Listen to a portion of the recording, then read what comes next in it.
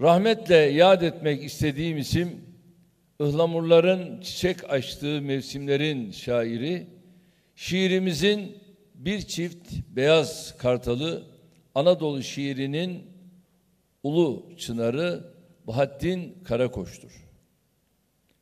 Her ölüm hüzünlüdür ama şairin ölümü yürekleri bir başka burkar.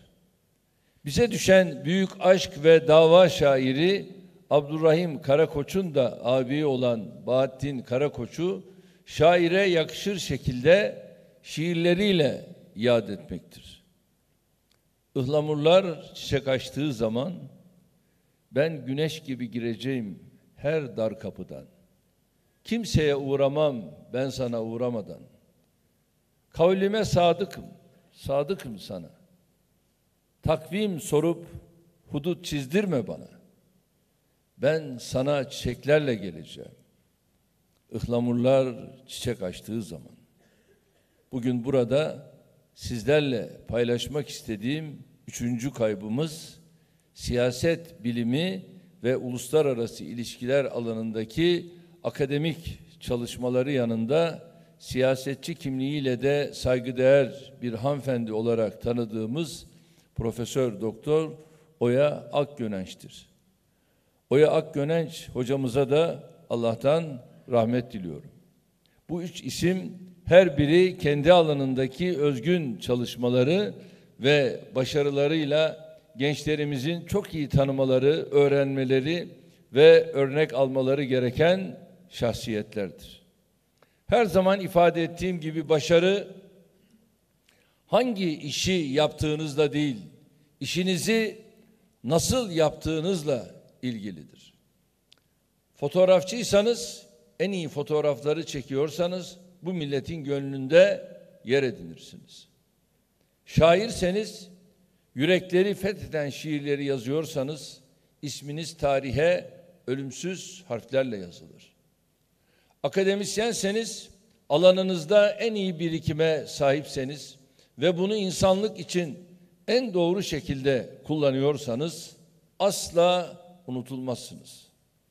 Siyasetçiyseniz, ülkenize ve milletinize yaptığınız hizmetler oranında kalıcılık ve itibar elde edersiniz. Baki'nin dediği gibi, baki kalan bu kubbede hoş bir sadaymış meğer. Öğrencilerimizden de eğitimlerine, öğretimlerine aynı anlayışla ve dört elle sarılmalarını bekliyoruz. Rabbim hepimizi işlerini en iyi ve en hayırlı şekilde yapan kullarından eylesin diyorum. Değerli misafirler, Türkiye ne devletiyle, ne milletiyle, ne de kurumlarıyla hüdayi nabit bir ülke değildir. Biz kadim bir devlete ve medeniyete sahibiz. Bu kadim tarihte çok büyük mücadeleler, çok büyük emekler, çok büyük fedakarlıklar vardır. Sadece Anadolu'daki varlığımızı koruyabilmek için verdiğimiz mücadelenin her biri dahi tek başına birer destandır. Sadece Malazgirt'ten başlayıp 15 Temmuz'a kadar uzanan şanlı zaferler silsilesinden bahsetmiyorum. Her alanda kökleri derinlere inen kurumlara sahibiz. Mesela bugün içinde bulunduğumuz yükseköğrenim kurumlarımız dünyanın eski eğitim öğretim müesseselerinin mirasçılarıdır. Şanlıurfa'da binlerce yıllık geçmişe sahip ve bir kısmı hala ayakta olan dünyaca ünlü Harran Okulu dünyanın en eski üniversitelerinden biri olarak kabul edilir. Nizamiye medreseleri çağlarının çok ötesinde eğitim kurumlarıydı. Yine Ege bölgemizdeki binlerce yıllık geçmişe sahip şehirlerimiz aynı zamanda birer kültür ve bilim yuvasıdır. İstanbul, Bursa, Konya, Erzurum, Diyarbakır başta olmak üzere nice şehirlerimiz asırlar boyunca sadece bölgemizin değil, dünyanın en önemli kültür ve bilim merkezleriydi. Peki böylesine bir mirasa sahip Türkiye'nin nasıl oluyor da bugün dünyanın en büyük 500 üniversitesi arasında esamesi okunmuyor. Demek ki bir şeyleri kaybettik. Bir yerde bir sıkıntı var. Bir şeyleri unuttuk. Bir şeyleri ihmal ettik.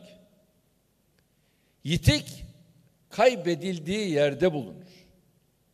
Madem cevher bu topraklarda saklı, öyleyse sorunun çözümünü de yine burada arayacağız. Türkiye'nin son 17 yılda kat ettiği mesafe, ocağın ateşini biraz harlayınca ortaya çok güzel sonuçlar çıkabildiğini gösteriyor. Bu süreçte en büyük yatırımı biz eğitim öğretime yaptık. Ancak bu yatırımlardan henüz arzu ettiğimiz neticeleri elde edebildiğimizi maalesef söyleyemiyorum. Dün gece Moldova'dan gelirken Milli Eğitim Bakanımızla yol boyunca uzun uzadıya eğitim, öğretimde neler yapacağız? Ne gibi adımlar atacağız? Yeni dönüşüm, denişim neler olacak? Bunlar üzerinde birazca konuştuk.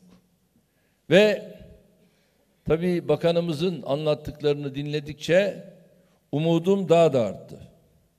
İnşallah şu önümüzdeki kısa zaman içerisinde atacağımız adımlarla yeni bir çıkış, yeni bir diriliş gerçekleşecektir diye düşünüyorum. Altyapı ve kapasite bakımından çok büyük mesafe kat etmemize rağmen içerik ve sistem konusunda hala sıkıntılarımız var. Okullarımızdaki eğitimin standardını sınavlara ihtiyaç duymadan dikey geçişleri sağlayabilecek düzeye getirmekte ne yazık ki zorlanıyoruz. İnşallah yeni dönemde öncelikle hedefimiz eğitimi hem içerik hem sistem olarak Türkiye'nin hedeflerine ulaşmasına katkı sağlayacak bir seviyeye çıkarmaktır.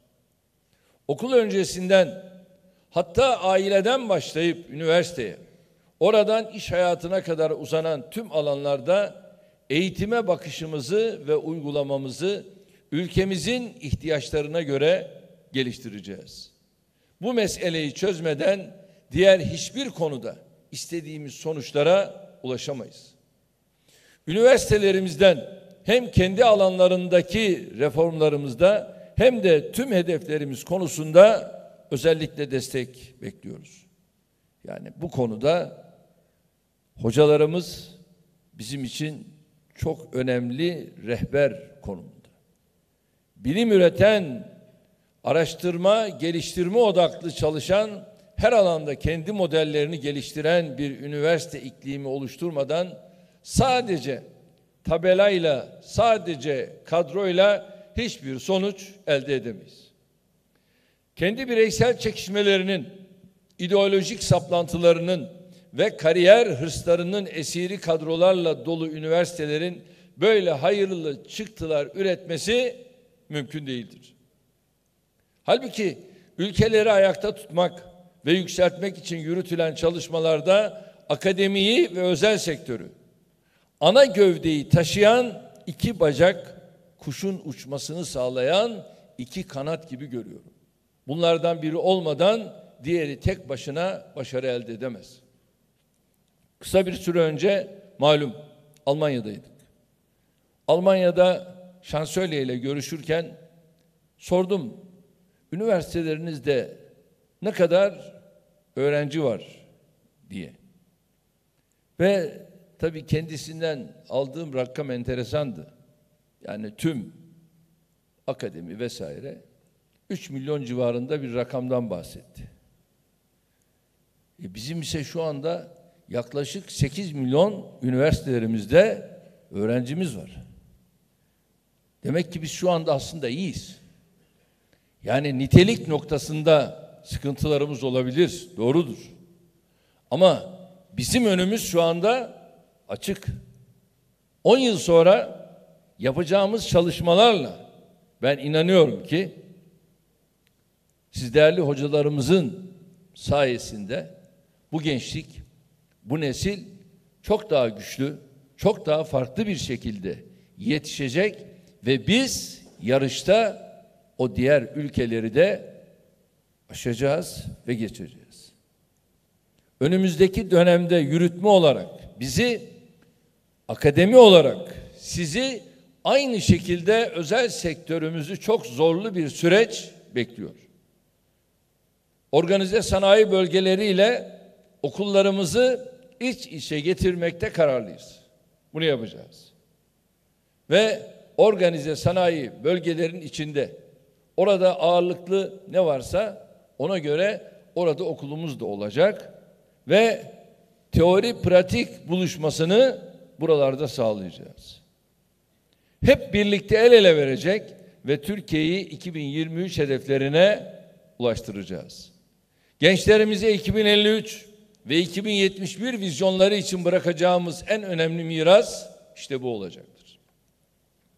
Değerli misafirler, bölgemizde son çeyrek asırda yaşananlar, bilhassa da yakın tarihte şahit olduğumuz hadiseler bize bir gerçeği tekrar tekrar hatırlatıyor.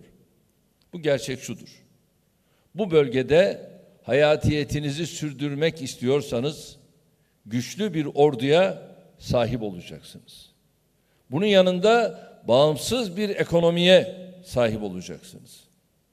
Ayrıca tasarlayan, geliştiren, üreten, ihraç eden bir sanayiniz olacak. İlaveten bunlara bilimsel altyapı oluşturacak bir akademiye sahip olacaksınız. Hepsinden önemlisi güçlü ve dirayetli bir siyasi irade sahibi olacaksınız. Tüm bunlar yoksa size hayat hakkı tanımıyorlar. Türkiye yıllarca darbelerle, cuntalarla, vesayetle, türlü tuzak ve hilelerle ordusundan ekonomisine, akademisinden siyasetine kadar her alanda oyalandı, geriletildi, hedeflerinden uzaklaştırıldı. İşte 2002 sonunda göreve geldiğimizde enteresan olan şudur: milli savunmamızın veya ordumuzun %20 ihtiyacını karşılar durumdaydık. Ama şu anda biz bunu %65'e çıkarmış vaziyetteyiz. Ve artık bugüne kadar kapılarına gidip alamadığımız birçok savunmaya veya taarruza yönelik ihtiyaçlarımızda bize hep söyledikleri şu: kongreden izin çıkmıyor. Bunu söylüyorlardı. Ama şimdi o izin çıkmıyor dediklerini, evet, kötü komşular bizi ev sahibi yaptı. Biz bunları üretir hale geldik. Bu duruma geldik. Devam edeceğiz. Diğer eksiklerimizi de inşallah gidereceğiz. Buna mecburuz. Yıllarca kendi iç kavgalarımızda o kadar çok enerji tükettik ki dışarıyı takip edecek, kendimizi buna göre yeniden konumlandıracak takatımız kalmadı. Başbakanlığımız ve Cumhurbaşkanlığımız döneminde ülkemize en büyük katkımız milletimizi işte bu tuzaktan uzak tutmak olmuştur. Sınırlarımız içinde ve dışında ne yaşarsak yaşayalım, asıl hedeflerimizden asla kopmadık. Başımıza hangi bela musallat edilirse edilsin yolumuzdan sapmadık. Gözümüzü o menzilden ayırmadık. Bir yandan defi bela ile uğraştık. Diğer yandan ülkemize ve milletimize her biri devrim niteliğinde hizmetler kazandırmak için çalıştık.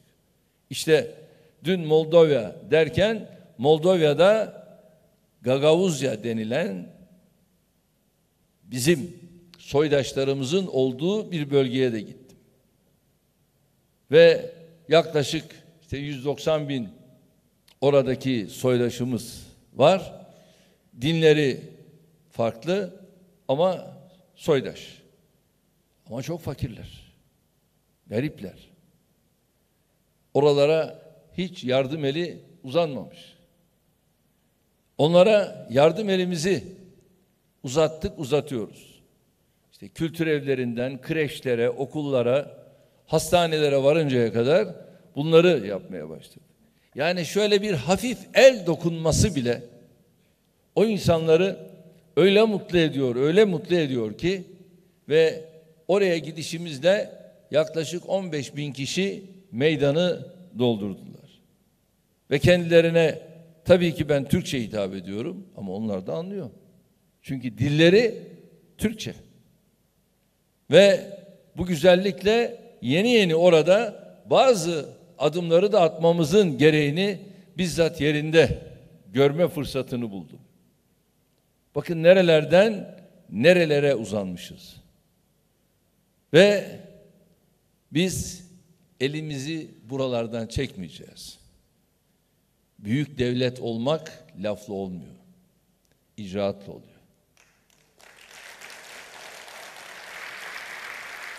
Ve buralara elimizin uzanması onların mutluluğunu artırıyor. Daha düne kadar teröristlerle kendi sınırlarımız içinde dahi baş etmekte zorlanırken bugün Irak'tan Suriye, Avrupa'dan Orta Asya'ya kadar dünyanın her yerinde hamdolsun teröristlere hayatı zindan ediyoruz. İnlerine gireceğiz dedik ve inlerine girdik. Şu anda artık kaçacak delik arıyorlar. Bizim insansız hava araçlarımız yoktu. Silahlı insansız hava araçlarımız yoktu. Şimdi bunların hepsi var. Ve insansız hava araçlarıyla bütün koordinatlar belirleniyor. Ondan sonra F-16'larla gereği yapılıyor. Bazen silahlı insansız hava araçlarıyla F-16'ya gerek kalmadan onlar işi bitiriyor. Ve bunlar yerli. Artık Türkiye'de öğretiliyor. Bakın nereden nereye geldik. İman öyle bir şeydir ki tekeden bile süt çıkartır. Bu çok önemli. Bu çok önemli. İşte düne kadar ekonomik şantajlarla siyasi irademize ipotek konulmasına rıza gösterirken bugün en zor şartlarda bile kendi yol haritamızı takip edebiliyoruz. Daha düne kadar ancak 10 yılda, 20 yılda bir kez büyük yatırımlara imza atabilirken şu anda dünyanın en önemli 10 yatırımından 6'sına aynı anda ev sahipliği yapıyoruz. Kendi güvenliğimiz için. Sınır ötesinde yaptığımız operasyonlar yanında insani duruşumuzla da dünyanın takdirini kazanıyoruz. Herkesin sırtını döndüğü Suriye'de umutlar hala canlı ise bunda en büyük pay Türkiye'ye aittir. İdlib'de durum böyledir. Afrin'de böyledir. Cerablus'ta böyledir. Eğer biz olmasaydık bu insanlar şimdi belki de olmayacaktı. 3,5 milyon Suriyeliye ev sahipliği yapıyoruz. 500 bin Iraklıya aynı şekilde ev sahipliği yapıyoruz. Bütün bunları hem insani hem vicdani hem de İslami bir görevimiz olarak yerine getiriyoruz. Son olarak son günlerde malum döviz kuru biraz yükseldi. Faizler aynı şekilde biraz arttı. Enflasyon kıpırdadı diye birileri hemen ellerini ovuşturmaya başladı. Peki biz ne yaptık? Her zaman yaptığımız gibi. Yine hedeflerimize kilitlendik. Gereken tedbirleri alıp orta ve uzun vadeli programlarımızla yolumuza devam ettik. Biz sağlam durunca ellerini ovuşturanlar da her zamanki gibi hüsrana uğradı. İşte bugün açılışını yapacağımız tesis örneğinde olduğu gibi ekonomimizin en zayıf karnı olarak gösterilen cari açığı ortadan kaldırmaya yönelik adımları da birer birer atıyoruz. İnşallah Türkiye bölgesinin ve dünyanın yükselen yıldızı olarak yatırımlarına, büyümesine, gelişmesine devam edecektir. Dünyanın en büyük 10 ekonomisinden biri olma hedefimizden zerre kadar taviz vermedik, vermeyeceğiz. Milletimizle birlikte yürüttüğümüz bu mücadeleyi son nefesimize kadar sürdüreceğiz. Bu süreçte bizi en çok mutlu eden Azerbaycan gibi dostlarımızı hep yanımızda görmüş olmamızdır. Sayın Aliyev'in şahsında tüm dostlarımıza şükranlarımı sunuyorum.